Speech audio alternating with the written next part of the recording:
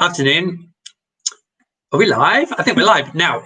You'll like this. This is going to be my new intro if I can remember how to do it.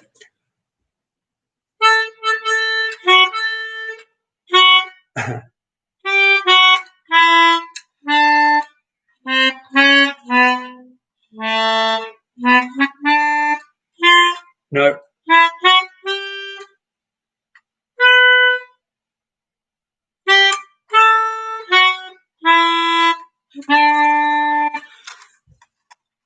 Someone said I should have a sign off. You're telling me that's not the best way to introduce these live videos.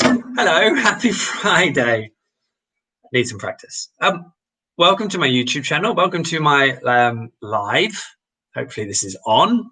Hopefully you can hear me properly. I haven't put my headphones in, so I should probably do that. Hope you're all well and safe after what has been a pretty horrendous week. Certainly in terms of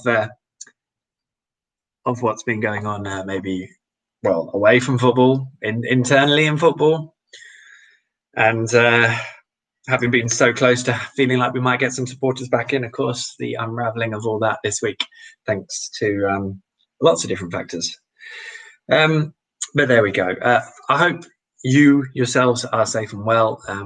Thanks for joining me. 20 minutes of time is all ours. All yours. Ask anything you want. Post your comments, your questions. We'll discuss as much of it as possible in these 20 minutes.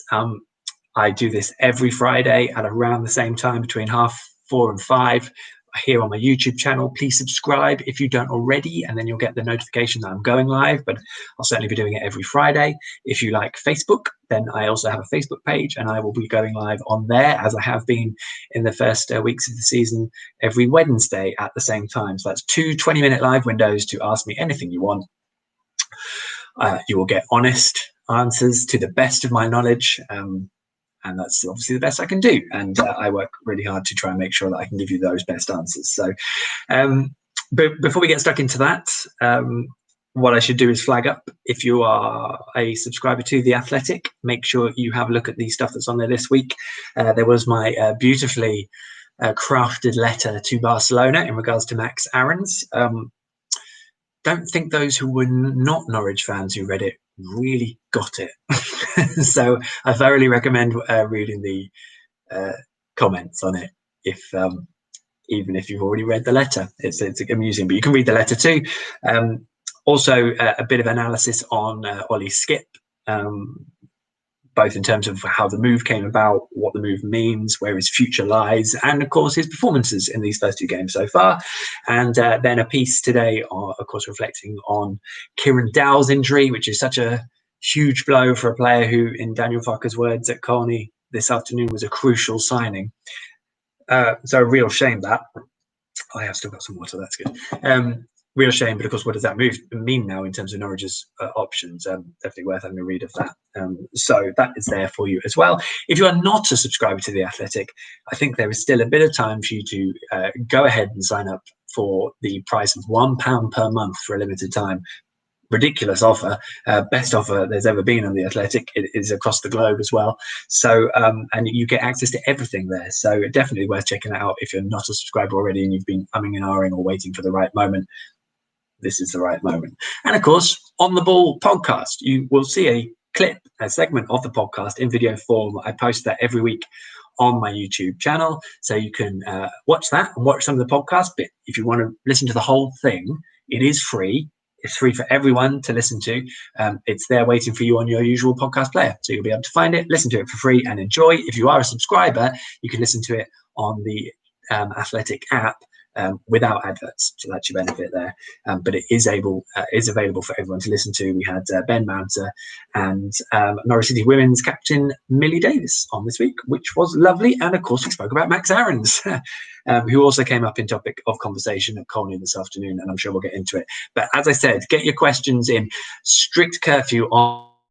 I'll not be going over 20 minutes of live time. So I will be winding this down once the clock, which I'm assuming we can all see, ticks down to 19 minutes.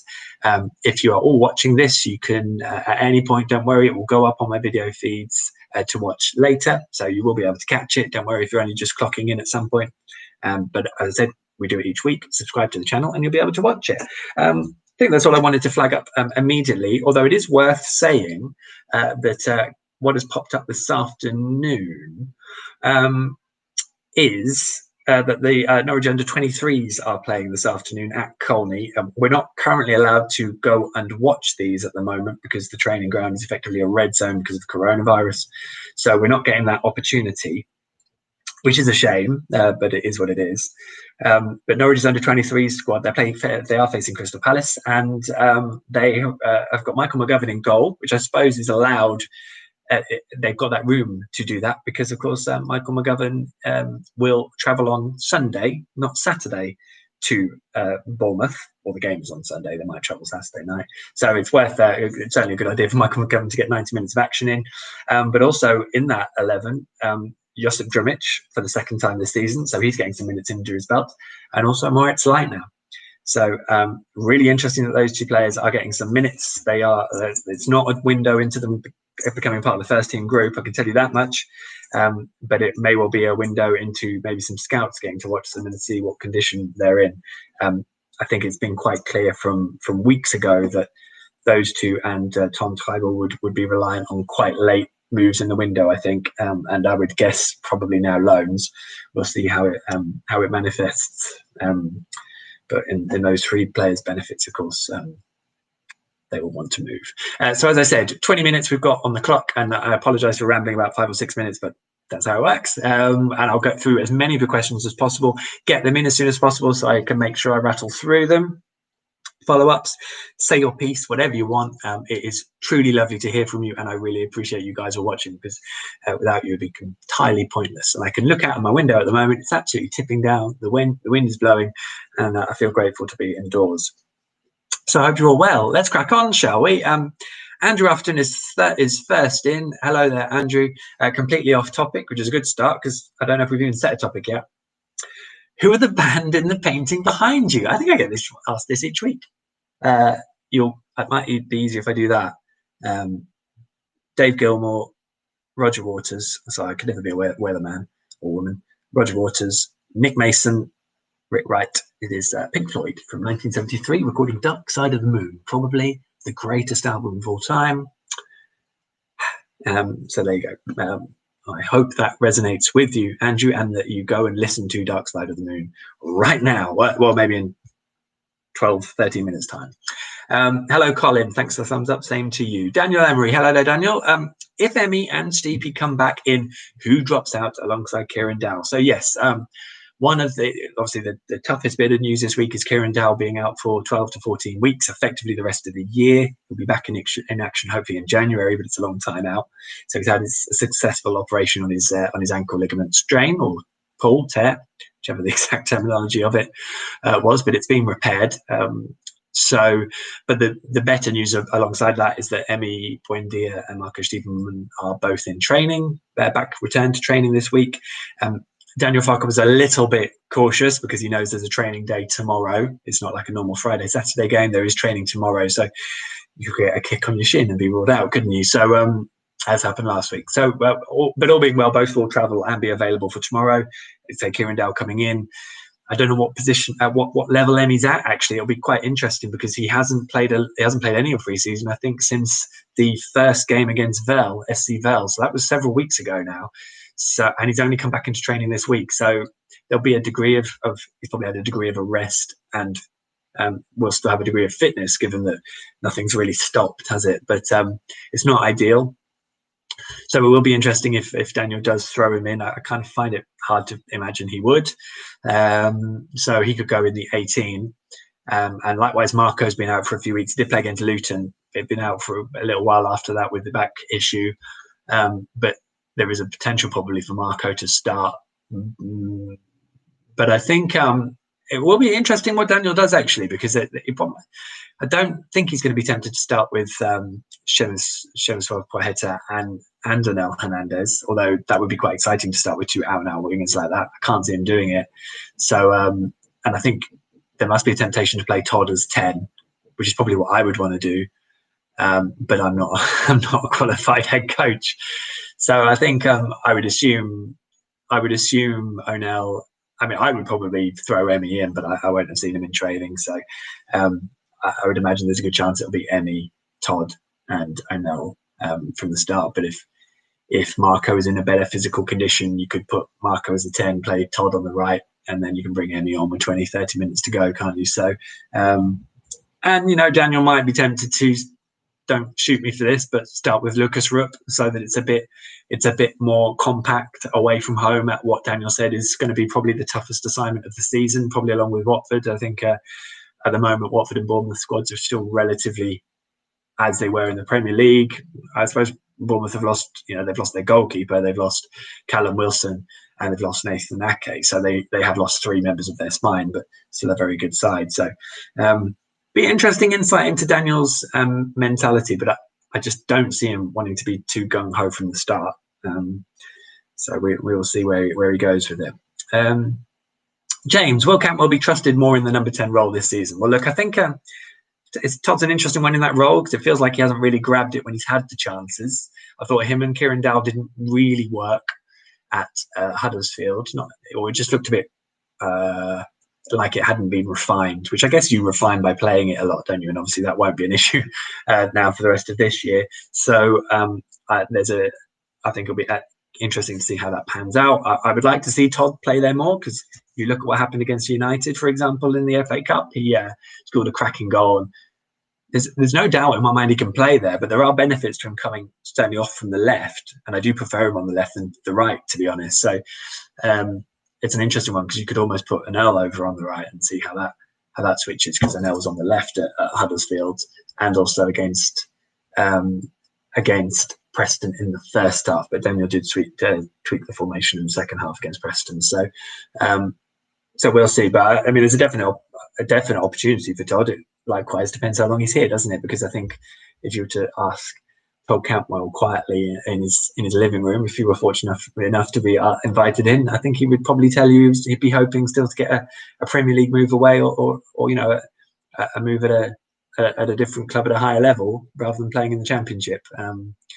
So we will see, but he's probably not the only one who would, in the back of their minds, feel that will happen between now and the closure of the transfer windows, which, of course, internationally is the 5th of October at 11 p.m. our time, and then domestically between the Premier League and EFL clubs on Friday, October the 16th at 5 p.m., just so you know. Good question there, James. Cameron Gibbon, hello Cameron. Do you believe Buendia will start on Sunday? As I kind of touched on, I would start him even if he was sort of 90% fit, but I just wonder if, there's a difference between it being Bournemouth away or, say, someone who's not quite as good away. So I think I would imagine Emmy will be on the bench to start with, and we would see him before the game runs out, unless Norwich are 4-0 up and don't need to bother, but I can't see that happening necessarily. I think it's a really tough challenge on Sunday. Andrew, again, not sure if you covered this, but why do you think Leitner fell out of favour? He looked so cultured in his first few games. Yes, and well, a lot of games where it's like they look cultured, especially in the Premier League. I'm not sure there were a lot of options in that position last season, and actually Bournemouth away last season was one of the games where Morris played as a 10. Which didn't happen very often, and it kind of allowed Daniel to be a little bit more secure, and Norwich got a clean sheet away from home. Norwich don't have the same metronomic possession without Moritz there, but maybe that lack of dynamism was also an issue in the Premier League, to be that technically one-dimensional almost. That's harsh on Morris. I don't mean it like that, but technically good players in the Premier League are also very quick and strong and powerful and really good movement, and you can tell the difference between the Premier League players who establish themselves because they have so many different facets to their game, and the ones who don't, because they really have just really narrow, clear strengths, and actually the weaknesses can get picked up on really easily. So I think there's that element. We don't know what happened behind the scenes with when Daniel was trying to mix it up and sort of develop the side, and maybe sort of paid the price for that a little bit. So it's certainly the case that he's out of favour with Daniel Farke now, and that has really been the case since probably November of last year. So it's been a fair while, and I don't really see any way back. And I think we know that now, because the idea is he goes and finds somewhere else. But I'm sure it'll all come out of the wash in the wash at some point in the future. Alan Montgomery, hello Alan. What does all of our pre-summer signings, Sam McCullum, Daniel Farke, Melbourne City, all being loaned out, say about our summer business. Did we end up with better than expected, or did they not meet the levels? Yeah, I think I don't think what's happened is anything that people weren't expecting inside the club. There was always an element of those players potentially being loaned out, because what they were trying to do is sort of preempt business going out, which in most of those cases hasn't happened. The recruitment of Ollie Skip has probably usurped what Melbourne City can do, but there's an element of risk with all those players as well. I think Norwich tried to use their position to recruit players where they've got real potential, but they don't know which way they're going to go immediately, and they're possibly not ready. So then you have to juggle, well, are we going to throw them in and see if they sink or swim, or do we try and get them that outside? So they're the judgment calls they've had to make. I don't know. I wonder if Daniel would have still been around had Todd and Emmy both already been sold, for example. But it does look unlikely that both of those will now go before the closure of both windows. So I think there's an element of just giving them the time to develop. They're all on reasonably long contracts. So, and I think they knew that there would be that room to see whether they could adapt or not. Probably slightly more surprising with Sam, because I figured Sam might feature with Jamal going out, because that was kind of how that was going to work. But Ben Gibson coming in probably alters that dynamic slightly, and Xavi Cantillo, who I don't know if they knew they might have been not been able to get. And if there are those other options in the building, but you've already got Sam McCullum, then you can kind of work out what you want to do. So, like anything, the thinking evolves and adapts, and I'd rather that than Norwich have a set way and not change their thinking. But of course, they will be judged on how effective these calls are, and there is obviously an element of recruiting a lot to try and make stuff stick. And we can see that from the size of the squad at the moment. They're trying to balance that out, really, and it's not easy. Let me rattle through some of these quickly. God, this time I've got to obviously ramble less at the start, I feel, which is what I will try to do. We've got about 3 minutes, 2 minutes. I'm going to be strict on 20 minutes because this video takes ages to encode afterwards. I've decided. So there we go. Phil Brooks, do you think Gibson will start on Sunday? No, I don't. I don't think he'll change the back four. I've seen a lot of clamour for it, but I don't really think the back four was a major issue in either goal, really, against Preston. Actually, I thought the centre-back criticism was a little bit misplaced. So, no, I think Ben Gibson will have to wait. But I would be surprised if he comes into the back four on Sunday at Bournemouth. Probably expect that to happen now, which would be sod's law, but I don't expect the back four to change personally. That's my hunch and what I would expect Daniel to do. Cameron again. Hello. Do you think we've lost our identity with the loss of Leitner, Vrancic and Tribal being a possession and technically based style? But I can see the evolution of the team in the first two games. I can't work out if that's because they're not quite doing things like a well-oiled machine yet because they're in new personnel, or whether they are trying to do something slightly different, which is potentially the case because of the different personnel and the slightly altering of the dynamic of the players. So I don't know if it's a loss of identity, but I think they're trying to adapt. I think they're looking at how technically pure they've tried to be last year, certainly going into it. And they probably decided it's a very hard thing to pull off when everyone can already do that and then a bit more on top. So I think they're trying to be a bit more versatile and more rounded, which would obviously lead to a direct reduction in the really good things. It's a very hard balance, especially when you're bringing new players in. So I expect it to be different, but it might be something I look at the weekend, but we'll see where we are maybe in several weeks' time, I think, to really fairly judge that. Paul Goodall, hello. Any idea of the viewing figures on iFollow and the revenue, how it's split amongst the clubs? No, not deeply. I think Norwich get a really good chunk of it. And I think the Championship clubs do much better out of it than the Leagues 1 and 2 clubs. So I think it's quite contentious while there's no fans in the game, and I think it's not going to fill any kind of void in terms of gate receipts. So it's Norwich get revenue from anyone who signs up to iFollow, and if you want to find a way of supporting the club when you can't go to the games, then it's definitely a way of doing it, even if you want to sit here complaining about the sort of coverage you're getting. But it's going to take more than iFollow probably to bail out a lot of these EFL clubs in terms of the situation they're in. But very difficult one to get around that. BB28am, hello there. Matthew Dennis, if we lose Maxi Alves, lovely, in this window, could he provide cover? I'm not sure about fullback. I don't know the answer to that because I think he's much more flamboyant and attacking winger. So I would be surprised from what I've seen that is where he would slip in. But Matthews has started the season well, so it'll be interesting if continues that progress, because you can see from Josh what kind of pathway there is, but it's obviously quite a busy first team squad. So anyone progressing from the 23s into the first team squad, I struggle to see that at the moment. I think if they're looking good in the development levels at the moment, bearing in mind 18 players are out on loan, I would expect more loans. I think if Max Aarons leaves, or any fullback now, I think Norwich would have to look at bringing in some sort of replacement, to be honest, or at least some sort of option, additional option, certainly on the right.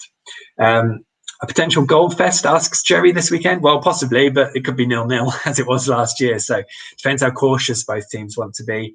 But I do want to see Norwich's defensive improvement, which I've missed out on, which, there were elements, of course, against Preston that I didn't like in that first half, and Daniel agreed. So we'll see how that develops. Because Norwich have got a lot of defensive cover, so there will be players who aren't playing. I say Daniel Farke is going to stick with the same four, but at the back. But there might be players who aren't playing. You're thinking, well, hang on, we're conceding a lot of goals here. Bring me in. I will shout at Ollie Skip to say, don't just let Scott Sinclair run off your back. So it's those elements. There's a lot of pieces at play, and Daniel Farke is going to have to be pretty good at keeping everyone happy, especially if he doesn't alter the side. So what I will say to that, though, as well, once we get to the international break, which of course is when both windows close before we get back into action at Rotherham, after that at Rotherham onwards, it is pretty much 2 games a week, and I think things will start happening very quickly. There will be injuries, there will be knocks, there will be rotation of the squad, there will have to be. So the whole tempo of the season, I think, changes dramatically after that October international break. I've gone over 20 minutes, but of course I always do. So there we go. Let's get through the last few, shall we? Andy J plays. Last questions. You've got about 10 seconds to get them in. Tap away, get them in. Andy J plays. What cover apart from Mumba do we have at left back and right back? So yes, Max Aarons and Bali can both play on the left and on the right, so they're option for both. Ben Gibson can obviously play left back as well, as can Javi Quintilla. I think that's pretty much where we are, although Lucas Rook did play right back, don't shout, did play right back during pre-season. But what you also have then is, could Daniel Farke start with a back three, and then what you do is, rather than having out and out fullbacks, you're dealing with wing backs, at which point Onel Hernandez has played right wing back, and Shemsuav Waheta has played wing back as well. So it's just like, and then obviously Lucas Ruppen, there is a different option then and a different dynamic. So I think that's probably the way of looking at it. But you do run a risk if you pick up injuries, for sure. And it's not like that's happened before, is it? So we will see. There we go. One more question. Daniel writes, hello, Daniel. Do you know what the current situation is of Mario Vrancic? Seems to have disappeared. Well, he's not disappeared. He is around. But the thing about Mario Vrancic is he doesn't get many chances to start games under Daniel Farke, and that has been the case for 2 years. And of course, now this season.